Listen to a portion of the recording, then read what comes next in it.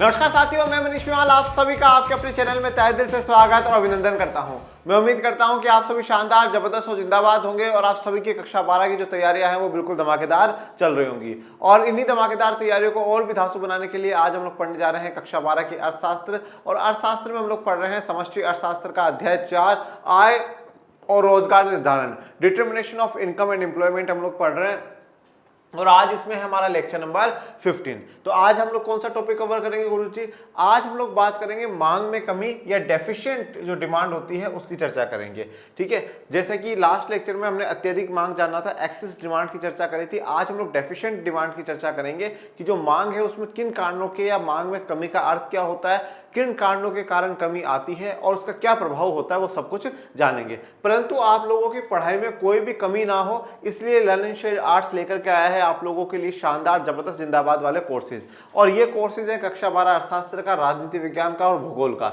इन courses में आप लोगों को मिलेंगे डाउट सॉल्विंग ग्रुप, जिसमें आप 24/7 पढ़िए और जब भी आपको डाउट है आप डाउट डालिए। आपको मिलेंगे हैंड रिटन नोट्स, आपको मिलेंगे हर वन शॉट, हर क्लास के वीडियो और पीडीएफ, और इसी के साथ आप लोगों के होंगे ऑब्जेक्टिव टेस्ट आपके अपने एप्लीकेशन पर, और इसके साथ आपको कराए जाएंगे मॉडल पेपर। ऐसी बहुत सारी सुविधाएं आप लोगों को मिलने जा रही है, सिर्फ और सिर्फ नाम मात्र फीस में, इतनी सी फीस में जितना कि आप 3-4 दिन में खर्च कर देते हैं। अब सर अगर मैं लेना चाहता हूं या लेना चाहती हूं तो मुझे क्या करना होगा? इन 2 नंबरों पे कॉल करिए और टीम को कहिए कि सर मैं मेरा ये कोर्स स्टार्ट कर दीजिए। जो भी सब्जेक्ट आपके पास है, अगर आपके पास सिर्फ इको है तो आप इको का भी ले सकते हैं, अगर आपके पास दोनों तीनों है तो आप दोनों तीनों का भी ले सकते हैं, चाहे जिसका हो आप उसका ले सकते हैं। और ये है आपका अपना एप्लीकेशन लर्निंग शेड आर्ट्स का, जिसका लिंक डिस्क्रिप्शन में डला रखा है, आप वहां से डाउनलोड कर सकते हैं। चलिए शुरू करते हैं आज के लेक्चर को। मांग में कमी या डेफिशिएंट डिमांड जिसको कहा जा रहा है वो आज हम लोग डिस्कस कर रहे हैं। डेफिशिएंट डिमांड, मांग में कमी या डेफिशिएंट डिमांड का अर्थ क्या है वो देखिए। अब लास्ट लेक्चर में हम लोगों ने डिस्कस करा था एक्सेस डिमांड, और आज हम लोग डिस्कस करेंगे डेफिशिएंट डिमांड या डीडी। देखिए एक्चुअल में हम लोग ये बात समझ चुके हैं कि जो संतुलन है ना, आय और रोजगार का जो संतुलन का बिंदु होता है वो होता है जब हम लोगों का एडी बराबर एएस हो जाए। When AD is equals to AS, वो हमारा इक्विलिब्रियम का पॉइंट है, संतुलन का बिंदु है। और लास्ट लेक्चर में हम लोगों ने ये देखा कि किसी कारणवश एडी ज्यादा हो जाता है एज कंपेरिजन टू एएस। ठीक है, एडी ज्यादा है और एएस कम है। जब एडी एग्रीगेट डिमांड ज्यादा होता है और एएस कम होता है तो यहाँ पर ये थोड़ा सा ठीक संतुलन वाली स्थिति नहीं है, क्योंकि संतुलन में दोनों बराबर होने चाहिए। और यहाँ पर हम देख रहे हैं कि एडी ज्यादा है, एएस कम है। तो ये किन किन कारणों के कारण होता है ये हम लोगों ने लास्ट लेक्चर में जान लिया था। और इसका क्या क्या प्रभाव पड़ता है, उत्पादन पे क्या प्रभाव पड़ता है, निर्गत पर, आउटपुट पे क्या प्रभाव पड़ता है, इसके अलावा महंगाई पे, मुद्रास्फीति पे क्या प्रभाव पड़ता है, वो भी हम लोगों ने लास्ट लेक्चर में जान लिया था। अब जब अगर एक कंडीशन ये है तो दूसरी ये भी तो हो सकती है ना कि एडी की तुलना में एएस ज्यादा हो जाए, या मैं इसको ये भी कह सकता हूं कि एडी कम हो जाए। एडी कम हो गया इसका मतलब है कि एएस ज्यादा हो गया। तो आज हम लोग यही पढ़ेंगे कि ये जो मांग है, ये जो समग्र मांग है, समग्र मांग में कमी कैसे आती है, और इस समग्र मांग वाली जो स्थिति है इसके क्या क्या प्रभाव हमारी अर्थव्यवस्था पर देखने को मिलते हैं, वही आज हम लोग डिस्कस करेंगे। अब आप लोगों को एक और इंटरेस्टिंग बात मैं यहाँ बता देता हूँ कि आप लोगों ने ये पढ़ा कि एक तो जब एक्सेस डिमांड हो जाती है, ठीक है, जब डिमांड ज्यादा हो जाए, और एक आप लोगों ने पढ़ा डेफिशिएंट डिमांड या डीडी जिसको हम कहते हैं, जो कि हम लोग आज पढ़ रहे हैं, जिसमें आपको पता है मांग कम हो जाती है। अब ये दोनों ही स्थिति ठीक नहीं है। ये वाली जो स्थिति है एक्सेस डिमांड वाली, ये तो महंगाई को जन्म देगी, मुद्रास्फीति को जन्म देगी, और ये वाली अविस्फीति को या मंदी को या डिप्रेशन या डिफ्लेशन को जन्म देगी, जिसमें कीमतें सारी गिर जाएंगी। तो कंडीशन तो दोनों ही सही नहीं है, और जब दोनों ही कंडीशन सही नहीं है तो यहाँ पर इन कंडीशंस को सही करना पड़ेगा। भाई आज अगर मैं बोलूँ ये चीज सही नहीं है तो उसको सही करने की आवश्यकता है ना भाई, जो सही नहीं है उसको सुधारने की आवश्यकता है। अब ये जो सुधारने का काम यहाँ पर होगा वो कौन करती है? सरकार करती है। 2 तरीकों से होता है, एक तो करती है हमारी देश की रिजर्व बैंक ऑफ इंडिया, और एक करती है हमारी सरकार, गवर्नमेंट। जो रिजर्व बैंक ऑफ इंडिया इनको ठीक करने के लिए नीति अपनाती है उसको हम लोग क्या कहते हैं? मौद्रिक नीति कहते हैं, और इसको हम लोग क्या कहते हैं? राजकोषीय नीति कहते हैं।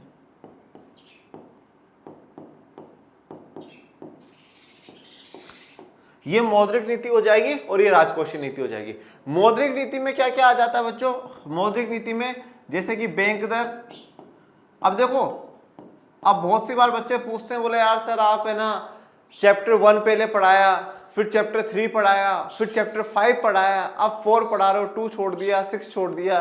तो भाई मेरी बात सुनो, बड़े सिस्टम तरीके से पढ़ाया जाता है। देखो अब यहाँ पर आप सभी बच्चों को बताया कि मौद्रिक नीति क्या होती है, कौन कौन सी होगी।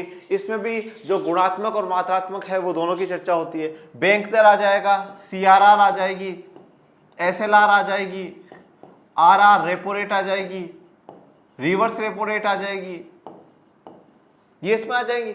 इनके द्वारा क्या करा जाएगा? डिमांड को कम या ज्यादा करा जाएगा, जैसी भी स्थितियां होंगी। और राजकोषीय नीति में क्या आता है?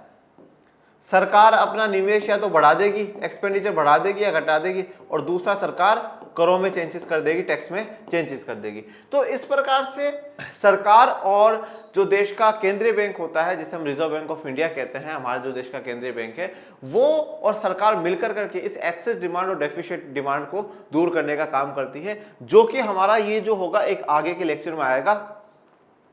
और मेरी पूरी कोशिश है कि नेक्स्ट लेक्चर में ये पूरा जो चैप्टर है वो कंप्लीट हो जाए, और इसके बाद जो आगे जो चैप्टर 6 है उसको अपन लोग शुरू करेंगे, क्योंकि मैं चाहता हूँ कि एक बार अपनी जो समष्टि अर्थशास्त्र है वो पूरी खत्म हो जाए, क्योंकि वो चैप्टर ज़्यादा बड़ा नहीं है। बैलेंस ऑफ पेमेंट उसमें हम लोग पढ़ेंगे, तो वो ज़्यादा बड़ा नहीं है, भुगतान का संतुलन कहते हैं उसको, तो वो ज़्यादा बड़ा नहीं है। और हद मार करके 4-5 लेक्चरों में मैं कोशिश करूँगा कि उसको मैं पूरा खत्म कर दूँ, तो वो 4-5 में हो जाएगा। फिर एक इसमें जो राष्ट्रीय आय वाला है, नेशनल इनकम वाला चैप्टर बचेगा, तो कोशिश करेंगे कि उसको भी जल्द से जल्द अपन लोग खत्म कर दें, जिससे कि अपना एटलीस्ट जो मैक्रो इकोनॉमिक्स से समष्टि अर्थशास्त्र की तरफ से तो आप फ्री हो जाओ कि हाँ भैया वो तो हो गया है। माइक्रो में जो अपन ने कवर कर लिया है, चैप्टर 1 कवर कर लिया है, 2 कवर कर लिया है, 3 कवर कर लिया है, उसके बाद अपने 2 बाकी रहेंगे, चैप्टर 4 और 5, वो भी अपन खत्म कर देंगे। कोशिश है कि नवंबर के एंड तक या दिसंबर के पहले वीक के अंदर अपन कोर्स को विराम दे दें। ओके, चलिए।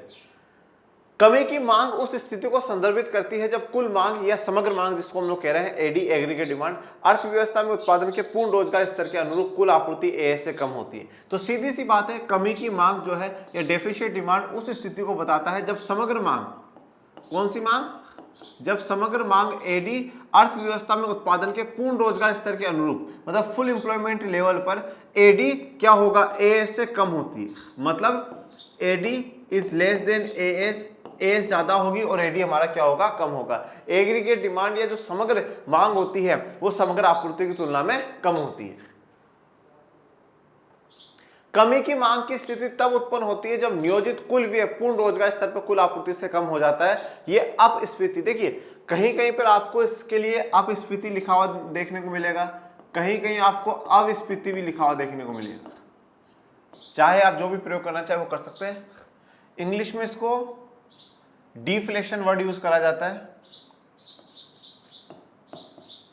डिफ्लेशन, जिसका अर्थ क्या होता है? डिफ्लेशन का अर्थ क्या होगा कि यहाँ पर हर वस्तु की जो कीमतें हैं वो गिर जाएंगी, प्राइस गिर जाएंगी। तो क्या कहा है कि कमी की मांग की स्थिति तब उत्पन्न होती है जब नियोजित कुल व्यय पूर्ण रोजगार स्तर से कुल आपूर्ति में कम हो जाता है। तो देखिए जो कुल व्यय, अब कुल व्यय का मतलब क्या हो गया? अपन लोग शुरू में ये पढ़कर के आए, aggregate demand is equals to कुल व्यय, वो हमारा टोटल एक्सपेंडिचर है।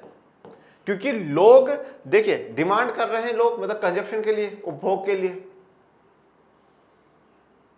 उपभोग के लिए, कंजप्शन के लिए लोग डिमांड कर रहे हैं। और लोग जब कंजप्शन के लिए, उपभोग के लिए डिमांड कर रहे हैं तो इसका मतलब यह है कि वो एक्सपेंड करेंगे, खर्चा करेंगे। खर्चा करेंगे या नहीं करेंगे? वो एक्सपेंडिचर करेंगे। और एक्सपेंडिचर, इन्होंने जितना एक्सपेंडिचर करा, मान लीजिए 100 रुपए का खर्चा हुआ है पूरी अर्थव्यवस्था में, इसका मतलब क्या है? 100 रुपए जितने तक की डिमांड है। 1000 रुपए तक का खर्चा हो रहा है, इसका मतलब है 1000 रुपए तक की डिमांड है। तो वो यही तो बात कह रहा है कि कुल व्यय पूर्ण रोजगार स्तर से कुल आपूर्ति से कम होगा। तो कुल व्यय जो है वो कुल आपूर्ति से, सप्लाई से कम होगा। AD is less than AS. अपस्फीति का अंतर वह अंतर है, तो देखिए अभी मैं आपको अगले ही स्लाइड पे वक्र बनाऊंगा, वो देखिएगा। इसको कहा जाता है डिफ्लेशनरी गैप। डिफ्लेशनरी गैप, ये डिफ्लेशनरी गैप क्या है वो देखो बच्चों।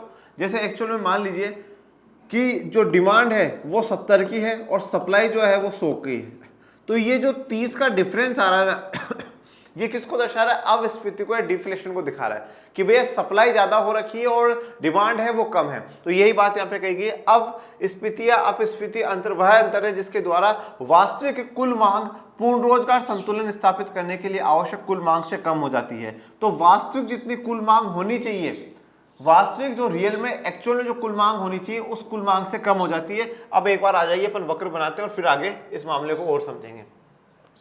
तो वक्र के लिए सबसे पहले अपन लोग क्या करते हैं भैया, एक्स एक्सिस और वाई एक्सिस ले लेते हैं। ये अपना कौन सा होगा? एक्स एक्सिस, या एक्स अक्ष लिख देते हैं इसको। ये दूसरा अपना कौन सा होगा? वाई अक्ष होगा। ओके, ये अपनी जो जा रही है, अच्छा पहले इधर का दे देते हैं, इसको अपन क्या कहेंगे? समग्र मांग। ये वाली जो लाइन है यहाँ पे क्या दिखा रहे हैं? समग्र मांग, या जिसको एडी कहते हैं, एग्रीगेट डिमांड। इधर अपन लोग क्या क्या दिखा रहे हैं? आय, निर्गत, आय निर्गत और रोजगार, इनकम, आउटपुट एंड एम्प्लॉयमेंट। ठीक है, तो इधर समग्र मांग आ गई, इधर आय निर्गत और रोजगार आ गया। अब ये हमारा 45 डिग्री की रेखा जा रही है। ठीक है, और ये अब आज आप लोगों के लिए सवाल है कि ये 45 डिग्री की रेखा को क्या बोलेंगे? कमेंट बॉक्स में कमेंट करके बताइएगा ये 45 डिग्री की रेखा को क्या बोलेंगे, ये किस चीज को दिखा रही है, किस चीज को संदर्भित कर रही है। उसके बाद देखिए ये अपना जा रहा है एडी, ये एडी जो दिखाता है सी प्लस आई को, और ये अपना देखो ये अपनी जो कंडीशन है ना बेटा, ये अपनी वो कंडीशन है जब अपन को फुल एम्प्लॉयमेंट मिल गया। फुल एम्प्लॉयमेंट पे एडी बराबर एस हो जाएगा, ये वो वाली कंडीशन रहेगी। अब जब मैं इस वाली कंडीशन पे चलता हूं, जब मेरी एडी कम हो जाती है, एडी एक्चुअल एडी इतनी है, डिमांड इतनी होनी चाहिए, पर एडी कम हो गई है, तो जब हम लोग ये देखते हैं इस वाले पॉइंट पर देखते हैं, ये वाला जो पॉइंट है, पॉइंटों को नाम दे दीजिएगा आप। जैसे मान लीजिए ये वाला पॉइंट है, इस वाले पॉइंट को नाम मैं एम दे देता हूं। ठीक है, ये पॉइंट एम हो गया। तो इस एम वाले पॉइंट को अब एक्चुअल में क्या है कि डिमांड इतनी होनी चाहिए थी, पर डिमांड यहां पर ही आ रही है, यहां इतनी है। तो ये जो आपको देखने को मिल रहा है ना, ये जो डिफरेंस है, ये जो अंतर आपको देखने को मिल रहा है कि साहब इतनी मांग कम पड़ रही है। ठीक है, इतनी होनी चाहिए थी डिमांड, पर इतनी कम हो रही है। तो यही क्या है बेटा, यही अपना अविस्फीति या अपस्फीति का क्या है? अंतर है। यही डिफ्लेशनरी गैप को दर्शा रहा है। किसको दर्शा रहा है? डिफ्लेशनरी गैप को दर्शा रहा है। क्यों? क्योंकि डिमांड होनी इतनी चाहिए थी, पर एक्चुअल में है इतनी। तो इतना जो है डिमांड में क्या आ रहा है? डिफरेंस आ रहा है। इतना क्या आ रहा है? डिमांड में डिफरेंस आ रहा है। और यही क्या दिखाएगा? अविस्फीति अंतर को या डिफ्लेशनरी गैप को दर्शाएगा। जैसे कि एक बार फिर पीछे आ जाइए, पीछे में एक बार और दिखा देता हूं। क्या लिखता है ये? डिफ्लेशनरी गैप वह अंतर है जिसके द्वारा वास्तविक कुल मांग, तो ये वास्तविक कुल मांग तो क्या है? ये वाली है, ये वाली वास्तविक कुल मांग चल रही है। ये तो अपन इसको तो नाम AD1 देंगे, AD1 देंगे, जो कि मांग गिरी है। वास्तविक कुल मांग पूर्ण रोजगार संतुलन स्थापित करने के लिए आवश्यक कुल मांग से कम हो जाती है। तो ये जो मांग है उससे कम हो गई ना भैया, होनी इतनी चाहिए थी पर ये इससे इतनी कम हो गई। तो अब आप लोगों ने मांग की कमी को समझ लिया, डेफिशिट जो डिमांड है उसको समझ लिया। पर ये डेफिशिट डिमांड होने के क्या क्या कारण होते हैं, आइए वो देखते हैं कि डेफिशिट डिमांड होती क्यों है, इसके क्या क्या रीजन है वो देखिए। मांग में कमी के कारण, कि जो मांग में कमी हो रही है, जो डेफिशिट डिमांड है, इसके होने के क्या क्या रीजंस हैं। तो देखो अब एक्चुअल में जिस भी बच्चे ने लास्ट लेक्चर में अत्यधिक मांग के या एक्सेस डिमांड के कारणों को बहुत अच्छे से पढ़ा होगा कि अत्यधिक मांग क्यों हो रही है, उसका विपरीत है बस सब कुछ। जैसे वहां पर अपन लोगों ने पढ़ा था उपभोग प्रवृत्ति में वृद्धि होना, कंजप्शन में वृद्धि होना, तो यहां पर क्या होगा? उपभोग प्रवृत्ति में गिरावट आ जाना। वहां पे करों में गिरावट होना, यहां पे करों में बढ़ोतरी होना। तो देखिए इकोनॉमिक्स कॉन्सेप्चुअल सब्जेक्ट है, कॉन्सेप्ट वाला सब्जेक्ट है, रट्टा मारने वाला सब्जेक्ट नहीं है, ये समझने वाला सब्जेक्ट है। इसको बिल्कुल ही उतारने वाले सब्जेक्ट है ये। ठीक है, जैसे मैं आपको एक उदाहरण देता हूं। जैसे आज मान लीजिए आप चाय पी रहे हैं, तो अब चाय को पिया जाएगा ना, ऐसा चबाया तो जाएगा नहीं। ठीक है, अगर आप चबाओगे तो क्या है? बेकार है, कोई सेंस नहीं। चाय तो पी जाएगी, गई गले में, मजा आ गया सब, है ना, ऐसे ही पी जाएगी, वो चबाने का तो नहीं। इसी प्रकार से इकोनॉमिक्स जो सब्जेक्ट है ना बेटा, वो रटने का सब्जेक्ट नहीं, वो समझने का सब्जेक्ट है। उसको डायरेक्ट यहाँ रखा, लेगा अंदर। समझने वाला सब्जेक्ट है, वो बिल्कुल स्मूथली जाएगा। तो अब जिसने अत्यधिक मांग को सही से समझा होगा, उसके कारणों को अच्छे से समझा होगा, उसको पता है कि अत्यधिक मांग यूं हो रही है तो इसके विपरीत में हमारी क्या होगी, जो मांग में कमी है, डेफिशिएंट डिमांड है, वो आ जाएगी। आइए अब एक एक कारण को समझते हैं। सबसे पहला है उपभोग प्रवृत्ति में कमी। उपभोग की प्रवृत्ति में गिरावट के कारण कमी, उपभोग व्यय में भी गिरावट से अर्थव्यवस्था में मांग में कमी आती है। अब देखिए इंपॉर्टेंट बात को समझिएगा। उपभोग प्रवृत्ति में कमी आने का मतलब क्या है कि आज हम लोग जो उपभोग कर रहे हैं, अब अपन दो चीजों को एक साथ लेकर के चलते हैं, एक तरफ तो एक्सेस डिमांड वाले को और एक तरफ डेफिशिएंट डिमांड को। दोनों को, सारे कारणों में दोनों को साथ लेकर के चलेंगे, जिससे कि आपका लास्ट लेक्चर भी रिवाइज हो जाएगा। एक्सेस डिमांड में मैं ये कहता हूं कि मैं अपना उपभोग बढ़ा रहा हूं, क्योंकि मुझे एक बात बड़ा अच्छे से पता है कि मेरी income y = consumption plus save है, या तो मैं उपभोग करूंगा या मैं बचाऊंगा। तो मेरी जो इनकम आई है, उस इनकम का मैंने क्या करा, जैसे मान लीजिए 10,000 रुपये आ रही है, पहले मैं इस पर 5,000 खर्च कर रहा था और 5,000 बचा रहा था, अब मैं 7 खर्च कर रहा हूं, मतलब मैंने 2,000 रुपये बढ़ा दिए। 2,000 रुपये बढ़ाए क्यों है, क्योंकि कहीं ना कहीं उस चीज की मुझे डिमांड होगी। तो यहाँ पे एग्रीगेट एक्सेस डिमांड में हम लोगों ने क्या करा, उपभोग को बढ़ाया। उपभोग को बढ़ाया, इसका मतलब क्या करा, हम लोगों ने खर्चा बढ़ाया, पैसा गया है, एक्सपेंडिचर बढ़ा है हमारा। तो जब यहाँ पे खर्चा बढ़ा, एक्सपेंडिचर बढ़ा, तो क्या होगा, इन्वेस्टमेंट भी बढ़ेगा और प्रोडक्शन भी बढ़ेगा, ये कंडीशन चलती जाएगी। ठीक है, तो यहाँ पे धीरे धीरे प्राइस भी राइज हो जाएगी। अब इधर आ जाओ, अब उपभोग की प्रवृत्ति में कमी आ जाएगी। जहां पहले मैं 5,000 रुपये खर्च कर रहा था, अब मैं 4,000 खर्च कर रहा हूं और 6,000 बचा रहा हूं। मतलब लोगों ने 1,000 रुपये क्या कर दिया, खर्च करना बंद कर दिया, वो बचाना शुरू कर दिया। जब खर्च करना बंद कर दिया, इसका मतलब क्या है, वो वस्तुओं की मांग नहीं कर रहे, डिमांड नहीं कर रहे, और डिमांड नहीं कर रहे हैं तो सारा ही खेल खराब होता ही जाएगा। यहां पर क्या हो रहा है बच्चों, इस वाली कंडीशन में कंजप्शन को बढ़ाया जा रहा है और सेविंग को गिराया जा रहा है। जब कंजप्शन बढ़ता है, उपभोग बढ़ता है और बचत गिरती है, तब क्या होगा, तब आपका यहाँ पर एक्सेस डिमांड या अत्यधिक मांग होगी। और इस वाले केस में अगर मैं चर्चा करूं माय डियर स्टूडेंट्स, तो इस वाले केस में हम उल्टा कर लेते हैं, सी को गिराया जा रहा है और एस को बढ़ाया जा रहा है। जब एस को बढ़ाया जा रहा है और सी को गिराया जा रहा है, तब क्या होगा, डेफिशिएंट डिमांड हो जाएगी, मांग में कमी आ जाएगी। तो बोलो समझ में आया या नहीं आया? आया, बिल्कुल आसानी से आया। तो जब आप बचाना शुरू कर दोगे, मतलब आप पैसा खर्च नहीं कर रहे हो, और जब खर्च ही नहीं कर रहे हो तो फिर कैसे डिमांड बढ़ सकती है, वो तो गिरेगी ही। चलिए दूसरा है बच्चों, करों में वृद्धि, टैक्स में इंक्रीजमेंट। अधिक कर लगाने से एडी में भी गिरावट आ सकती है, इससे कमी आती है प्रोज्य आय में, और परिणाम स्वरूप अर्थव्यवस्था मांग में कमी से ग्रस्त है। देखिए अब आ जाइए करों में वृद्धि। कर की बात कर लेते हैं, टैक्स की बात कर लेते हैं। टैक्स लगाता कौन है, सरकार लगाती है। कौन लगाता है, सरकार लगाता है। जब एक्सेस डिमांड और डेफिशिएंट डिमांड, एक्सेस डिमांड में उदाहरण अपने ये लिया कि एक व्यक्ति 1 लाख रुपए कमाता है, इस 1 लाख रुपए कोई व्यक्ति कमा रहा है, इसमें से सरकार ने पहले बोला भैया हम 20,000 रुपये टैक्स ले रहे हैं, तो इसका मतलब ये है कि आपके पास 80,000 रुपये बच रहे हैं। फिर सरकार ने बोला कि भैया अब हम आपका टैक्स कम कर रहे हैं, 1 लाख में से 10,000 ही दे देना, 90,000 बच रहे हैं। इसका मतलब ये था कि व्यक्ति के पास 10,000 रुपये एक्स्ट्रा है पैसा खर्च करने के लिए, तो वो 10,000 खर्च करेगा। खर्च कर रहा है, इसका मतलब क्या है, उसकी डिमांड बढ़ रही है, इंक्रीज हो रही है। तो यहाँ पर जो रिलेशन है वो ये कहता है कि जब टैक्स गिरेगा तो डिमांड ऑटोमेटिकली इंक्रीज होगी। क्यों इंक्रीज होगी, क्योंकि व्यक्ति के पास कंज्यूम करने के लिए अब एक्स्ट्रा पैसा बच रहा है, अब वो एक्स्ट्रा पैसा खर्च कर सकता है। दूसरी तरफ अगर इधर देखें, अगर इधर मैं यही उदाहरण लेता हूं और कहूं कि सरकार 1 लाख रुपए में से अब कह रही है कि हम 30,000 टैक्स लेंगे, तो 70,000, पहले कितने ले रही थी, 80, पहले उसके पास कितने बच रहे थे, 80,000 बच रहे थे। पहले 80 बच रहे थे और अब 70 बच रहे हैं। 10,000 क्या हो गए, कम हो गए। जब 10,000 रुपए कम हो गए तो उसकी डिमांड कम हो जाएगी। तो यहां पर रिलेशन ये कहता है कि जब टैक्स इंक्रीज होगा तो डिमांड डिक्रीज होगी ही होगी, क्योंकि टैक्स किसको प्रभावित करता है, टैक्स हमारी प्रोज्य आय या जो डिस्पोजेबल इनकम है। डिस्पोजेबल इनकम वह इनकम होती है जो व्यक्ति के हाथ में होती है, जिसे वो खर्च कर सकता है। तो यहाँ पर अगर सरकार टैक्स बढ़ाती है तो हमारी डिमांड 100% गिरेगी ही गिरेगी, और अगर सरकार टैक्स कम कर देती है तो डिमांड बढ़ेगी ही बढ़ेगी। ये चीज आप आगे के लेक्चर में भी पढ़ेंगे, जब सरकार किस प्रकार से अर्थव्यवस्था में अत्यधिक मांग और मांग की कमी को कंट्रोल करने के लिए काम करती है। सरकारी व्यय में कमी, सरकारी व्यय में गिरावट के कारण जब सरकार वस्तुओं और सेवाओं की मांग कम कर देती है तो मांग में कमी आती है। तो फिर यही बात है गवर्नमेंट एक्सपेंडिचर में।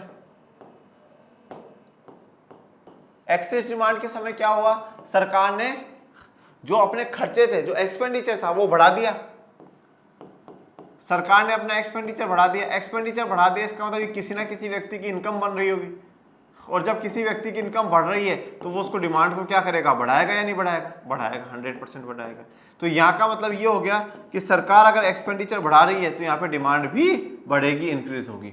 दूसरी तरफ डीडी पर आ जाता हूँ, तो डीडी ये कहती है कि सरकार ने एक्सपेंडिचर जो है, अपना खर्चा जो है सरकार ने कम कर दिया बच्चों, सरकार ने खर्चा गिरा दिया है, सरकार अब पब्लिक एक्सपेंडिचर नहीं कर रही है। पब्लिक एक्सपेंडिचर सरकार नहीं कर रही, इसका मतलब ये है कि लोगों के पास इनकम नहीं जा रही होगी। लोगों के पास इनकम नहीं जा रही होगी, इसका मतलब है कि डिमांड भी गिर गई होगी, मांग में भी कमी आ गई होगी। तो यहाँ पर क्या हो जाएगा, यहाँ पर जब एक्सपेंडिचर सरकार गिरा देगी तो डिमांड भी गिर जाएगी। ये संबंध भी देखते हुए चलिएगा, ये संबंध भी देखते हुए चलेगा। करों में और मांग में कैसा संबंध है, विपरीत संबंध है। कर बढ़ेंगे तो मांग गिरेगी और कर गिरेंगे तो मांग बढ़ेगी। इसी प्रकार से आप यहाँ पे देखोगे, सरकार के खर्चे बढ़ेंगे तो मांग भी बढ़ेगी, और सरकार अपने पब्लिक एक्सपेंडिचर में गिरावट कर देगी तो उनकी सरकार जो है डिमांड भी कम हो जाएगी। तो ये संबंध भी देखते हुए चलिएगा, जिससे आपको आसानी रहे। ये सब क्यों बनवा रहा हूं मैं, जिससे कि आप आसानी से इन चीजों को समझ सके। निवेश व्यय में गिरावट, ब्याज दर में वृद्धि या अपेक्षित रिटर्न में गिरावट, निवेश व्यय में कमी आएगी। ये एडी को कम करता है और कमी की मांग को जन्म देता है। अब देखिए निवेश कौन कर रहा है, प्राइवेट सेक्टर वाला कर रहा है। अब ये प्राइवेट सेक्टर वाले में क्या है कि जो निवेश निर्भर करता है वो दो चीजों पर निर्भर करता है। एक तो आपको रेट ऑफ इंटरेस्ट पर, ठीक है, कि आपको कितने ब्याज पर पैसा मिलता है। दूसरा होता है आपको उससे रिटर्न कितना मिलता है, जो हम कहते हैं मार्जिनल एफिशिएंसी रेट, ठीक है, MEI, marginal efficiency of investment पढ़ रखा है ना अपन ने। तो आपको रिटर्न वहां से कितना मिलता है। अब अगर मान लीजिए कि रेट ऑफ इंटरेस्ट बढ़ गया है, बैंक वाले कह रहे हैं कि नहीं साहब अब तो हम ज्यादा ब्याज देंगे, ठीक है, ज्यादा प्रतिशत लगा करके ब्याज देंगे, तो फिर लोन देंगे, तो भैया बोलेगा नहीं इतने में तो नहीं लेना, रहने दो। तो या तो अगर ब्याज रेट ऑफ इंटरेस्ट बढ़ गया तो वो क्या करेगा, इन्वेस्टमेंट में कमी कर देगा, या इसके अलावा क्या है, उसको लगेगा कि यार अभी इन्वेस्ट करना ज्यादा ठीक नहीं है, रिटर्न है जो है अपेक्षित जितना चाहिए उतना नहीं मिल पा रहा है, तो भी नहीं करेगा। तो अगर या तो वो जो जहां से पैसा उधार ले रहा है वहां के अगर ब्याज की प्रतिशत बढ़ गई होगी तो वो इन्वेस्टमेंट कम कर देगा, या उसको रिटर्न कम लग रहा है तो वो इन्वेस्टमेंट कम कर देगा। और जब इन्वेस्टमेंट कम हो जाएगा, इन्वेस्टमेंट कम होने का मतलब है माय डियर स्टूडेंट्स कि खर्चा कम हो गया, एक्सपेंडिचर नहीं हो रहा है, और एक्सपेंडिचर नहीं हो रहा है तो लोगों को इनकम नहीं मिल रही है। ओके, फिर बात करते हैं आयात में वृद्धि। ठीक है, आयात आप लोगों को पता ही, इंपोर्ट, जब भी हम किसी भारत के देश से कुछ मंगवाते हैं तो उसको क्या कहा जाता है, आयात कहा जाता है। जब अंतर्राष्ट्रीय कीमतें घरेलू कीमतों की तुलना में कम होती हैं तो इससे आयात में वृद्धि हो सकती है, जिसका मतलब कुल मांग में कटौती हो सकती है। जैसे देखिए कि टोटल जो डिमांड है वो 150 की है, और अब मान लीजिए कि हम लोग 100 तो इंडियन मार्केट से कवर कर रहे हैं और 50 बाहर से आ रहा है। अब यहाँ पर कीमत 20 रुपए है और यहाँ पर भी कीमत 20 रुपए है, जब तक तो सब सही है। पर मान लो कल को इसकी कीमत 15 रुपए हो गई, 10 रुपए हो गई, तो अब यहाँ से क्या होगा, 100 सामान आ जाएगा, ठीक है, और यहाँ से भी 100 आ रहा है, तो टोटल कितना हो गया, 200। चाहिए कितना, 150, तो 50 तो जो है वो क्या है, डेफिशिएट डिमांड है, डिमांड की कमी है। 50 तो कोई खरीद ही नहीं रहा, तो उतनी मांग है ही नहीं, 200 जितनी मांग है ही नहीं। तो ये 6 ऐसे मुख्य कारण थे जिन कारणों के कारण हम मांग में कमी देख पाते हैं। कौन कौन से हो गए, उपभोग प्रवृत्ति में कमी, करों में वृद्धि, उसके अलावा सरकार के निवेश में कटौती, निवेश में कटौती जो प्राइवेट सेक्टर करता है वह, आयात में जो वृद्धि है वो हो जाएगा। इस प्रकार से कर करके आपके जो 6 कारण है वो ये हो जाते हैं। अब ये जो मांग की कमी है, इस मांग की कमी का क्या प्रभाव हमारी अर्थव्यवस्था पर पड़ता है, आइए वो देखते हैं। अब अच्छा एक और बाकी रह गया, निर्यात में गिरावट। निर्यात में गिरावट या decrease in export, decrease in export. Decrease in export घरेलू वस्तुओं की तुलनात्मक रूप से अधिक कीमतों या घरेलू मुद्रा की विनिमय दर में वृद्धि के कारण निर्यात में गिरावट आ सकती है, इससे मांग में कमी आएगी। अब देखो, जैसे मान लीजिए हम पहले 100 सामान बाहर भेज रहे थे, ठीक है, और अब हम 70 सामान ही बाहर भेज रहे हैं, तो इसका मतलब जो 30 सामान है वो तो फालतू है ना, वो फालतू है, तो उसकी डिमांड एटलीस्ट इंडिया में तो होनी चाहिए, पर इंडिया में भी नहीं हुई, तो वो मांग में कमी को दर्शाता है कि साहब जितनी डिमांड होनी चाहिए थी उतनी डिमांड है नहीं। ओके, तो ये डिक्रीज इन एक्सपोर्ट है, तो हम एक्सपोर्ट भी कम कर देते हैं तो भी मांग में कमी आ जाती है। अब कमी की मांग का प्रभाव, डेफिशिएट डिमांड का क्या क्या इफेक्ट होता है। डेफिशिएट डिमांड का जो इफेक्ट होता है वो वैसे बहुत बुरा होता है। मंदी का जो दौर है वो बहुत खराब दौर माना जाता है। मंदी का, अविस्फीति का, अपस्फीति, जो भी आप बोल सके, डिफ्लेशन, डिप्रेशन, इनका दौर बहुत खराब माना जाता है। क्यों? क्योंकि एक सीधा सा फिनोमिना हमारा ये कहता है कि अगर किसी भी वस्तु की प्राइस गिर रही है तो ये बड़ा चिंता का मुद्दा है। क्यों चिंता का मुद्दा है? प्राइस गिराई कब जाती है? प्राइस कब गिराई जाएगी? जब लग रहा है कि यार हमारे प्रोडक्ट की इतनी डिमांड नहीं है, तो क्या करो, कम में बेच दो, निकाल दो कम में, कोई दिक्कत वाली बात नहीं। तो ये प्राइस कम ये दर्शा रही है कि मार्केट में डिमांड नहीं है। डिमांड नहीं है तो क्या होगा कि जो प्रोडक्शन है उसको कम करा जाएगा। प्रोडक्शन को कम करेंगे या नहीं करेंगे? ये उत्पादन के लिए पी है,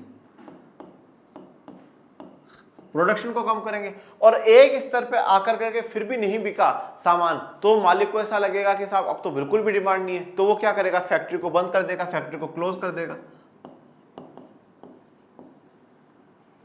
फैक्ट्री बंद कर देगा। फैक्ट्री बंद कर दिया तो लाखों लोग जो है वो क्या हो जाएंगे? बेरोजगार हो जाएंगे। और जब लाखों लोग बेरोजगार हो गए तो उनके पास आय का कोई भी साधन नहीं रहेगा। और जब आय का साधन नहीं रहेगा तो फिर वो डिमांड किससे करेंगे बेटा? जब पैसा ही नहीं है मांग करने के लिए तो फिर वो मांग करेंगे कैसे बेटा? तो मांग भी गिरेगी तो उत्पादन गिरेगा, फैक्ट्रियां बंद होंगी, बेरोजगार होंगे, आय में भी कमी आ जाएगी और फिर वापस ये चक्कर जो है वो चलता रहता है। तो इसलिए जो मांग की कमी है उसका प्रभाव बहुत बुरा होता है। आइए देखते हैं। सबसे पहले बात करते हैं निर्गत पर प्रभाव, मतलब जो आउटपुट है, जो टोटल माल है, उस पर क्या प्रभाव होगा वो देख लो। पर्याप्त कुल मांग की कमी के कारण इन्वेंट्री स्टॉक में वृद्धि होगी। ये कंपनियों को अगले अवधि के लिए कम उत्पादन की योजना बनाने के लिए मजबूर करेगा। परिणाम स्वरूप नियोजित उत्पादन में गिरावट आएगी। अब देखिए निर्गत में प्रभाव, आउटपुट में प्रभाव। अब मुझे एक बात बताइए, जब आपकी डिमांड कम हो गई है, डिमांड कम हो गई है, तो इसका मतलब है कि स्टॉक में आपके पास माल पड़ा है। भाई डिमांड कम होने का मतलब स्टॉक में माल पड़ा है ना। भाई जैसे आज मान लीजिए कि 100 सामान वहां पे गोदाम में पड़े हैं और 100 सामान दुकान पे पड़े। अब लगा था कि भैया 1 महीने में 100 सामान आसानी से निकल जाएंगे, पर वो 2 महीने में नहीं निकले, 10 ही निकले, 90 सामान और पड़े। मतलब ये है कि माल हमारे पास पड़ा भी बहुत पड़ा है। जब ज्यादा माल हमारे पास पड़ा है तो मालिक को इस बात पे मजबूर होना पड़ेगा कि वो सोचेगा कि यार ये माल अभी बहुत है, इसी माल को चलाते हैं, और जब ये माल पूरा निकल जाएगा ना फिर अपन उत्पादन, फिर अपन प्रोडक्शन शुरू कराएंगे। तो जब डिमांड कम होती है तो स्टॉक में आपकी क्या हो जाती है? वृद्धि हो जाती है। और ये कंपनियों को अगली अवधि के लिए, मतलब अगला जो साल है उसमें कम उत्पादन की योजना बनाने के लिए मजबूर करेगा कि साहब हमें कम उत्पादन करना है। और इससे क्या होगा? नियोजित उत्पादन में गिरावट आएगी। तो जितना उत्पादन होना चाहिए था उतना उत्पादन नहीं होगा। क्यों? क्योंकि मालिक को ऐसा लग रहा है कि अभी अगले साल तक के लिए, अगली अवधि के लिए हमारे पास माल रखा हुआ है, तो हम क्यों उत्पादन कराएं, क्यों प्रोडक्शन करवाएं। तो यहाँ पे प्रोडक्शन में गिरावट आ जाएगी। फिर है रोजगार पर प्रभाव। कम मांग के कारण, नियोजित उत्पादन में गिरावट के कारण अर्थव्यवस्था में अनैच्छिक बेरोजगारी होती है। जब अब उत्पादन में गिरावट आ रही है, प्रोडक्शन में गिरावट आ रही है, तो सीधी सी बात है लोग बेरोजगार तो होंगे। क्योंकि भैया लोगों को जिनको रोजगार मिला हुआ था वो रोजगार भी छीन लिया जाएगा, क्योंकि इतने समय तक तो उनको काम मिला हुआ था, अब वो काम नहीं है, वो काम खत्म हो गया। तो इसलिए क्या है कि जब उत्पादन में या निर्गत में गिरावट आएगी तो उसी समय रोजगार में भी गिरावट आ जाएगी। सामान्य मूल्य स्तर पर प्रभाव। मांग में कमी के कारण अर्थव्यवस्था में वस्तु और सेवाओं की मांग में कमी के कारण सामान्य कीमतों में गिरावट आती है। तो अब जो सामान्य कीमतें हैं उनमें क्या आएगी? गिरावट आ जाएगी। मतलब जो जनरल प्राइस लेवल है वो गिर जाएगा, प्राइसें कम हो जाएंगी, और प्राइसें कम हो जाएंगी वही तो अविस्फीति की या डिप्रेशन, मंदी की स्थिति को दर्शाता है। ठीक है, और प्राइसें क्यों कम होती है वो अपन लोगों ने जान लिया। अब देखो यहां तक आप लोगों ने अत्यधिक मांग और मांग की कमी पूरा पढ़ लिया। अब एक बार मैं आप लोगों को दोनों का पूरा एक रिवीजन करवा देता हूं। ठीक है, जब भी आपके पास डिफरेंस में क्वेश्चन आ जाए तो आप लिख दीजिएगा।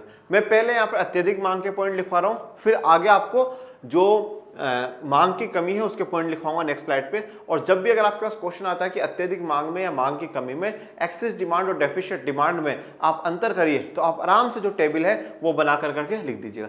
मैं इंग्लिश के वर्ड्स भी इसलिए बताता हूँ बेटा, देखो क्या है कि जब पेपर आएगा ना तो पेपर हिंदी में और इंग्लिश में दोनों लैंग्वेजेस में आता है। तो कभी कभार क्या होता है, जैसे हिंदी में किसी किसी किताबों में देखो मैं जैसे बताता हूँ मांग की कमी है, कमी की मांग है, कहीं न्यून मांग कर रखा है, तो अलग अलग है। पर इंग्लिश में सारी जगह जो है डेफिशिएंट डिमांड है। तो आप इंग्लिश का भी देख लीजिए, एक्सेस डिमांड। अच्छा एक्सेस डिमांड मनीष सर ने वो, हाँ ठीक है, फिर उस एक्सेस डिमांड के लिए कौन सा शब्द लिखा हुआ था वही आप अपनी कॉपी में लिख लीजिएगा हिंदी में, ठीक है। पर कॉन्सेप्ट के चेंज नहीं होंगे, कॉन्सेप्ट नहीं बदलेंगे। यह उस स्थिति को संदर्भित करता है जब एडी पूर्ण रोजगार के अनुरूप एएस से अधिक है। तो ये उस स्थिति को दिखाता है जब एडी क्या है, एएस से अधिक है, मतलब पूर्ण रोजगार पे, फुल एम्प्लॉयमेंट पर भी AD is greater than AS. इससे मुद्रास्फीति का अंतर पैदा होता है, तो इससे इन्फ्लेशन की जो कंडीशन है वो पैदा होती है।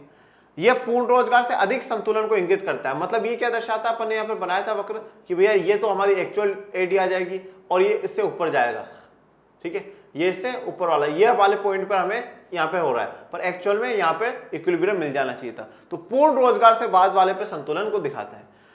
अब यहाँ पे क्या होता है, व्यय जो खर्चा है उसमें उपभोग व्यय में, निवेश व्यय में, आदि में वृद्धि। देखो जब खर्चा बढ़ता है, अब चाहे खर्चा कोई सा भी हो, ये बात ध्यान रखो, खर्चा कोई सा भी हो, उपभोग का खर्चा हो, सरकार का खर्चा हो, निवेश का खर्चा हो, शुद्ध निर्यात, आयात निर्यात का खर्चा हो, कोई सा भी खर्चा हो, जब उन खर्चों में बढ़ोतरी हो रही है तो उससे क्या होगा, हमारी जो मांग है वो बढ़ेगी ही बढ़ेगी।